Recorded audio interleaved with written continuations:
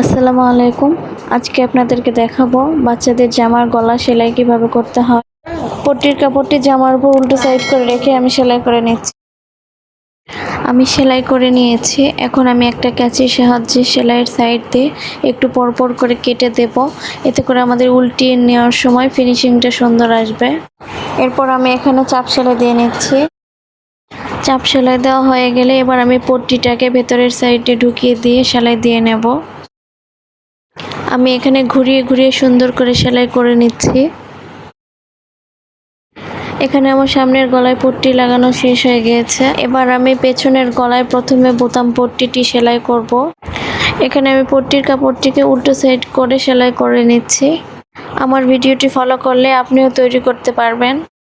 সেলাই করা হয়ে গেলে আমি এখানে দুই কর্নার থেকে কাঁচি দিয়ে একটু করে কেটে দিচ্ছি। এতে করে আমাদের উল্টিয়ে নিতে সুবিধা হবে। এবার পট্টির কাপড়টিকে আমি ভিতরের সাইডে দিয়ে সেলাই করে নিচ্ছি। এখানে আমার পেছনের গলার বোতাম পট্টিটি কাটিং এবং সেলাই করা হয়ে গিয়েছে। এবার আমি গলার বোতাম পট্টি লাগাবো।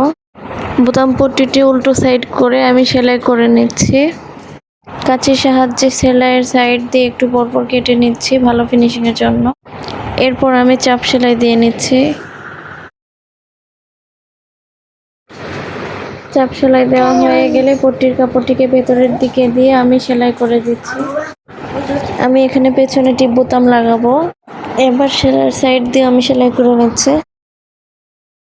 এবার কাঁধের অংশটা জয়েন দিয়ে নিলে আমাদের এখানে গলা সেলাই করা কমপ্লিট হয়ে যাবে। আপনারা এরকম নতুন নতুন ভিডিও পেতে অবশ্যই আমার চ্যানেলটা সাবস্ক্রাইব করে রাখবেন।